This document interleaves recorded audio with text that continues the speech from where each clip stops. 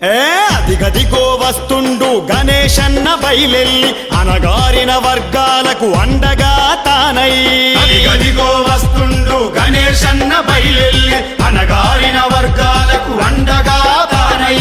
TRS జెండా వట్టి కదిలిండు మన కోసం, ప్రజాసేవకై వచ్చే యువనేత గణేశన్న. జనమంతా జాతరై సాగుతుండ్రు అన్న వెంట. के हासिल करने के लिए अपने जान भी कुर्बान करने के लिए तैयार होकर केसीआर हासिल किया है। कई लीडर तेलंगाना के हासिल करने के लिए लड़े थे, कहीं पार्टी आए कहीं पार्टी गए, लेकिन कोई हासिल नहीं कर सके। अब हमारे केसीआर साहब तेलंगाना लाए, उसके बाद बहुत लोग कमेंट किए कांग्रेस भी है सुनहरा तेलंगाना। हमारे केसीआर साहब किसी में भाई और स्कीम्स फैलाए हैं। आप लोग काम नहीं करती है। अभी फैब्रिकेटर्स है, ये कोई अमीर नहीं है, बीवी मियां दोनों काम करेंगे तो घर चलेगा। अगर बीवी काम नहीं करती है घर कैसा चलना है। इसीलिए केसीआर साहब ने उसके जिम्मेदारी लेके 3 हिस्सों में 12,000 रुपए दिया जाएगा। अभी भी दे रहे हैं, और अगर लड़की हुआ तो 13,000 रुपए दे रहे हैं।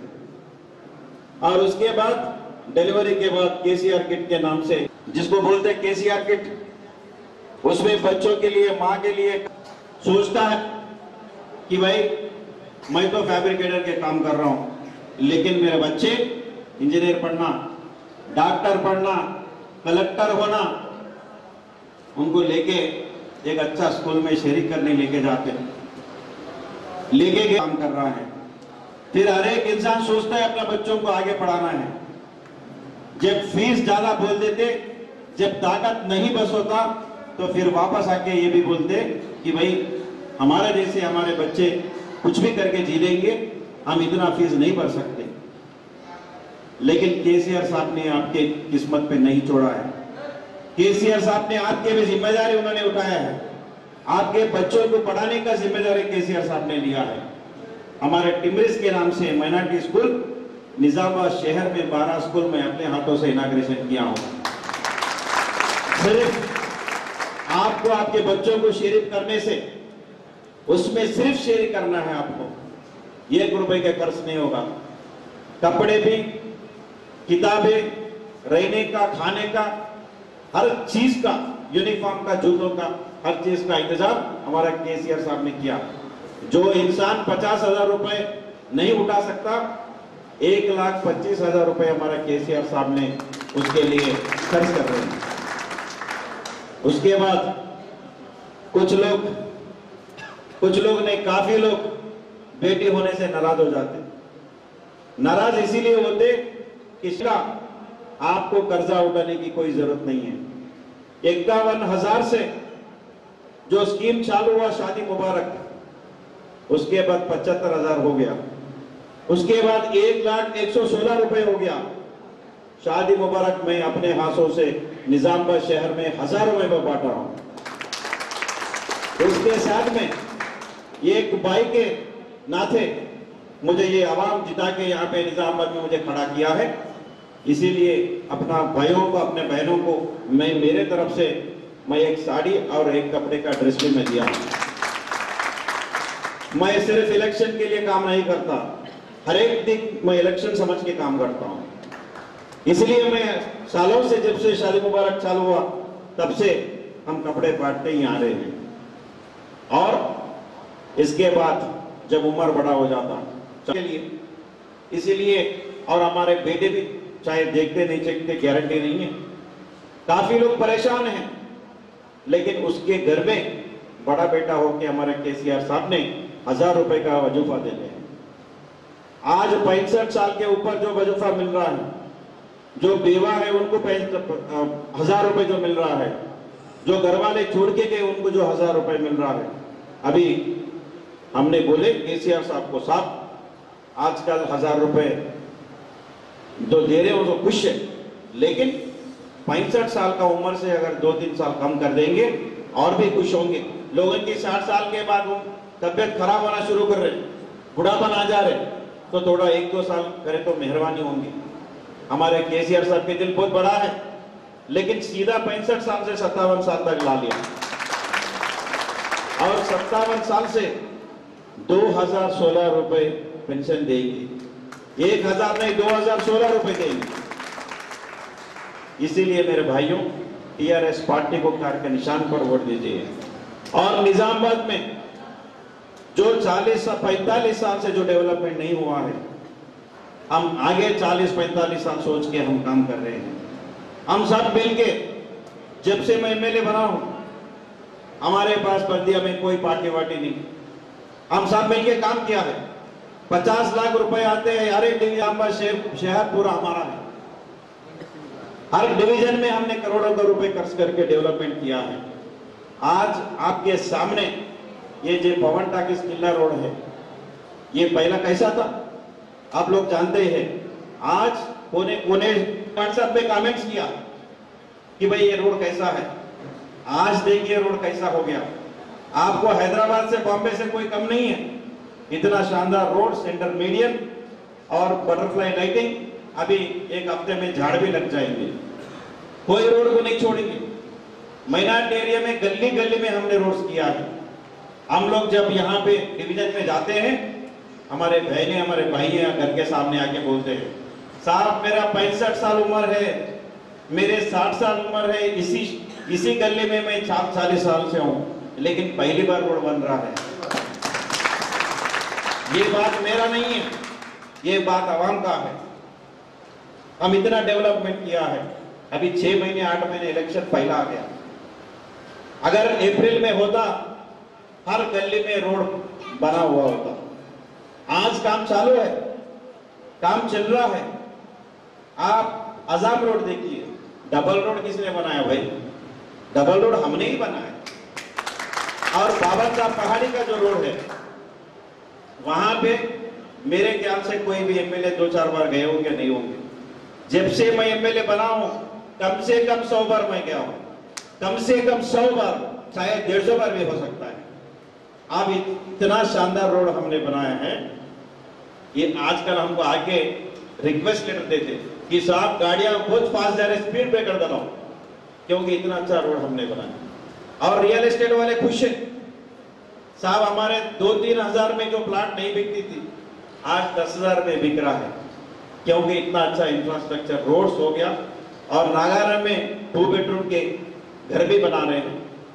और हमारे पास आईटी हब हमारे नौजवान बच्चों के लिए, अभी माँ बाप को छोड़ के वो कंप्यूटर इंजीनियरिंग चाहे कोई भी इंजीनियरिंग पढ़ के हैदराबाद, बेंगलुरु, पुणे जाके वहां पे जॉब करते हैं। वहां पे 20,000 रुपए को जो आदमी काम करता, अगर निजामाबाद में 8,000 मिलता है तो निजामाबाद में करना अच्छा है, क्योंकि 20,000 में उनको अपार्टमेंट लेना पड़ेगा, खाना अपने पैसों से खाना पड़ेगा। यहाँ पे माँ बाप के साथ रह सकते, और यहाँ पे कोई कर्ज नहीं रहे, उसको जो भी पैसे आता है अपने घर लेके जा सकते हैं। और आईटी हब में लोग सोच रहे हैं सिर्फ कंप्यूटर इंजीनियर को जॉब मिलता है, ये गलत बात है। अभी आपके टेक्नीशियन, चाहे एसी हो, चाहे इलेक्ट्रिशियन हो, चाहे प्लम्बर हो, एक अगर सॉफ्टवेयर इंजीनियर का नौकरी है तो 3 जॉब जो होता है नॉन टेक्निकल मिलता है। कंप्यूटर इंजीनियर अगर एक होता है तो 3। आपको सामने कौन खड़ा है? ये गणेश गुप्ता बात बोलने वाला है कि काम किया है? जितने भी बात अभी तक मैं बोला हूं, ये सच है, ये झूठ है। आप देखिए, आप डिस्कस करिए। आजाम रोड जो बना वो सच है, किला रोड जो बना वो सच है, भोजन रोड जो बना वो सच है, ईदगाह रोड जो बना वो भी सच है। इतना ही बात आपको मैं बता रहा हूं। अभी हर जवान बच्चा पढ़ने के बाद माँ बाप पढ़ा रहे थे उनको, आगे सोच के ये बोलते हमारे बच्चे जाके कुछ ना कुछ नौकरी करेंगे। आज इतना उनका प्रेशर है बच्चों के ऊपर, माँ बाप के ऊपर। पढ़ने के बाद बच्चे माँ बाप से पैसे खर्चों के लिए पूछने के लिए नामोश हो जाते हैं।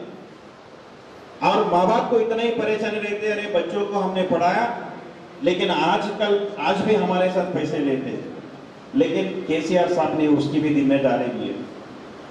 केसीआर साहब ने ये कहा, अगर आप पढ़ के जब तक नौकरी आपको नहीं मिलेंगे तब तक 3000 रुपए गवर्नमेंट टीआरएस गवर्नमेंट दिया जाएगा। कई नौजवान बच्चे हैं भाइयों, ये सोचिए, आपको काम वाला सरकार चाहिए और काम वाला एमएलए चाहिए। जो सरकार आपको हैदराबाद में रहेगी, जो हुकूमत हैदराबाद में रहेगी, वही एमएलए यहाँ पे हैदराबाद निजामाबाद में है तो ये काम होगा, नहीं तो नहीं होगा। सिटी का जो बड़े कब्रिस्तान है, हमारे इमरान शाहजाद, हमारे बापू और हमारे कब्रिस्तान कमेटी वालों ने नुमाइंदगी की है कि साहब दीवार का टुकड़ा कमजोर, मतलब दुर्गरा गिर गया, बहुत कमजोर हो गया, 1 लाख 1.5 लाख रुपए देंगे तो मेहरबानी रहेगी। मैं पूछा कि अगर पूरा दीवार बने तो कितने पैसे हो सकता है? तो उन्होंने बोले साहब आपको तो जानते नहीं है, अगर इंजीनियर को भिजाएंगे तो मालूम होता। फिर हम इंजीनियर को बुलाए, एस्टिमेशन करवाए, 15 लाख रुपए का एस्टिमेशन उन्होंने दिया है, लेकिन हमने 20 लाख रुपए का इमीडिएट सैंक्शन दे दिया। अभी जैसे LIC चौरस्ते में जो दीवार है, जो कलेक्टर ग्राउंड का जो दीवार बन रहा है, कोर्ट का जो दीवार बन रहा है, उसी टाइप में हम बनाने के लिए प्लान किया है। बाकी का आपकी जिम्मेदारी है, ये मेरा वादा है। नेहरू पार्क में फाउंटेन बनेगी, आगे आपके राइट सीधा हाथ की तरफ कब्रिस्तान के दीवार में जो बन रहा है, इतना ब्यूटिफिकेशन करेंगे जितना कलेक्टर ग्राउंड का हमने करेंगे। और अभी भोजन बस स्टैंड के सामने जो हमने सैंक्शन किया लाइट, हाईमास लाइट भी लगेगा। ये रोड भी ब्यूटीफुल हो गया। आगे चल के इसको अक्सापल्ली तक जितना भी है उतना हम सेंटर मीडियम बनाएंगे। आप जिताने के बाद, जितने की जिम्मेदारी आपकी है, उसके बाद मेरे को रुबाब से आप काम पूछ सकते हैं, क्योंकि कुछ लोग आते काफी भाषण देके जाते, इतना भाषण जैसे एक बार हमारे साहब ने असेंबली में बोले थे, अरे लेन देने की बात क्या हो गई, तू मेरे कान को कुछ कर दिया, मैं तुम्हारे को। आज तक अभी तक मैं जितने भी मैं बोला हूं हर चीज सच है। आप लोग जो जानते हैं, आपके सामने कब्रिस्तान का दीवार भी खड़ा हुआ है। और यहाँ पे जो धर्मपुरी हिल्स में है, यहाँ पे कब्रिस्तान फुल हो गया, तो वहां पे धर्मपुरी हिल्स में 3 एकड़ से 4 एकड़ में 3 करोड़ रुपए से नया कब्रिस्तान हम बना रहे हैं। हर सहूलत वहां पे होंगे, वो कब्रिस्तान हम वहां पे बना रहे हैं।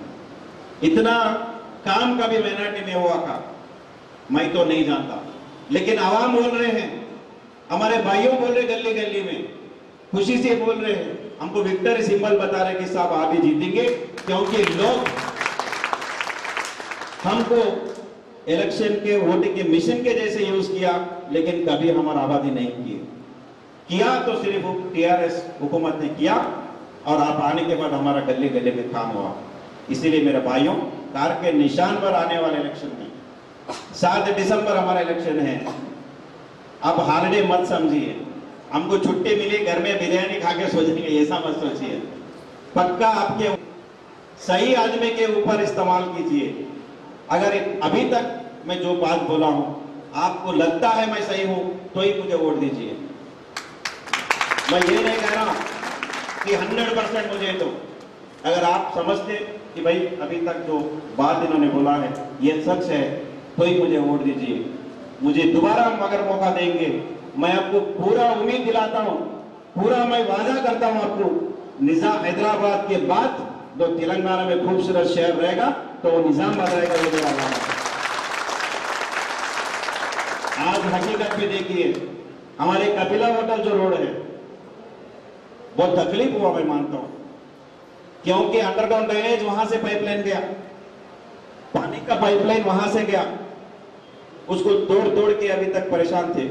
और सेंटर मीडियन हमने बनाया है, लगने के बाद परसों हमारे गौस भाई हमारे जावेद भाई बोल रहे थे, अरे ये तो एयरपोर्ट के रोड दिख रहा भाई, हैदराबाद में जो एयरपोर्ट अप्रोच रोड है ऐसा रोड हो गया।